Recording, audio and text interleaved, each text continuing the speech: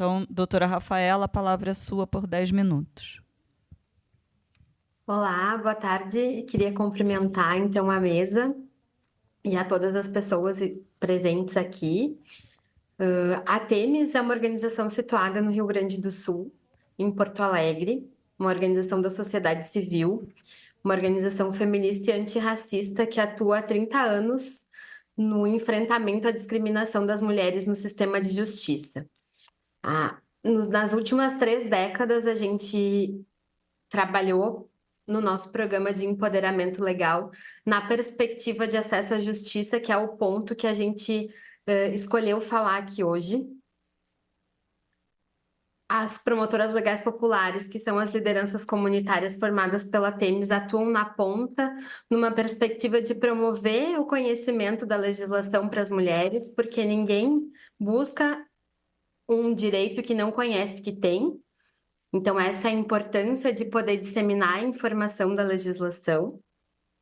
Mas nos últimos anos, a gente veio acompanhando nos atendimentos a precarização dos serviços de justiça e da rede de atendimento, que é ineficiente, ela é ineficiente em especial para algumas mulheres, para as mulheres que estão num contexto de vulnerabilidade social. E se a gente leva em consideração os marcadores sociais de classe, raça e sexualidade, essas mulheres saem com ainda mais obstáculos para o acesso à justiça. Nessa questão dos obstáculos do acesso à justiça, a nossa fala se soma com de outras organizações que já tiveram aqui no dia de hoje. A gente vai falar sobre a eficácia da Lei Maria da Penha. A Lei Maria da Penha, né, que completou 18 anos esse ano, atingiu a sua consolidação. Tem algumas questões que ainda não foram implementadas integralmente, como quando a gente trata da expertise híbrida dos juizados de violência doméstica e familiar.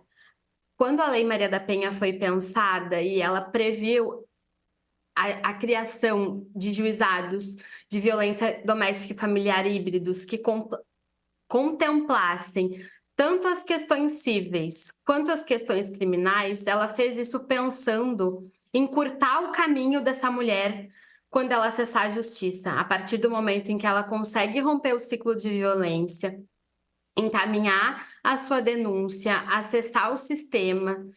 Ela precisa que esse caminho seja o mais curto possível e não é o que a gente venha verificando hoje na prática.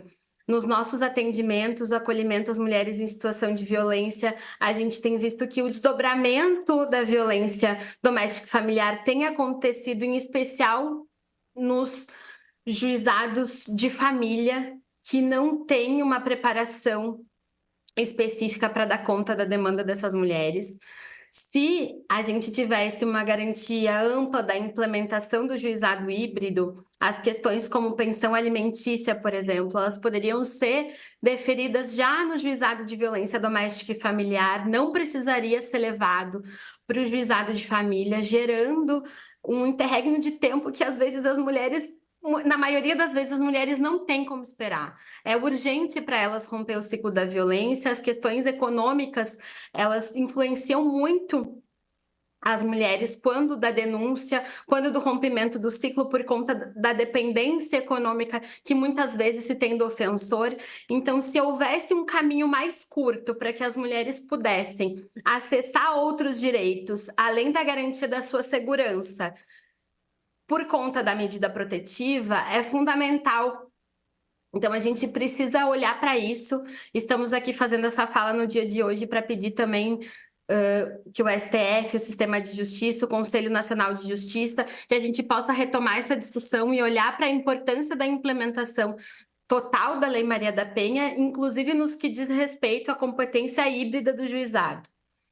Nesse sentido, é importante também capacitar e garantir que as mulheres que estão tendo seus processos julgados no âmbito dos processos de família, que as pessoas que estão lá estejam formadas e capacitadas para dar conta das demandas dessas mulheres.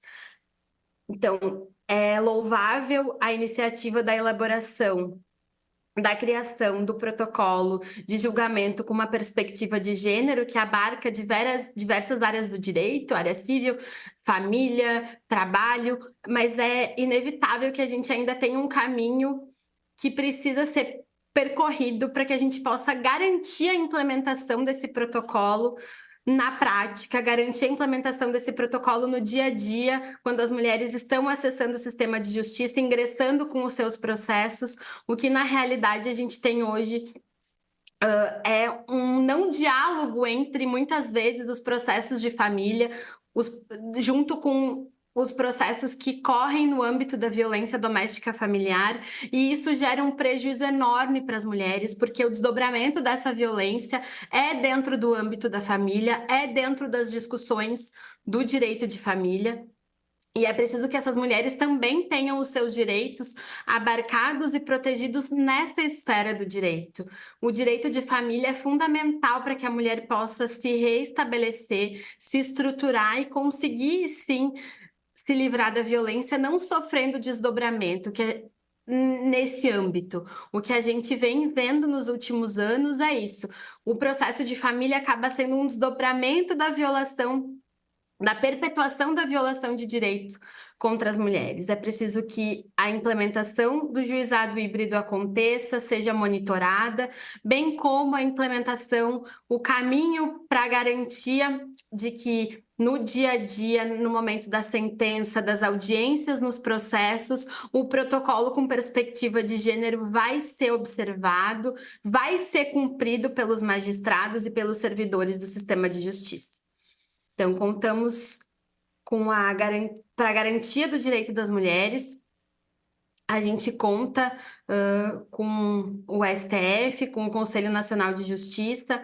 É muito importante que a gente possa caminhar nesse sentido para amplificar ainda mais a eficácia da Lei Maria da Penha, que é uma legislação já reconhecida não só nacionalmente, como mundialmente, e que possibilitou que a gente, ao longo dos anos, consolidasse já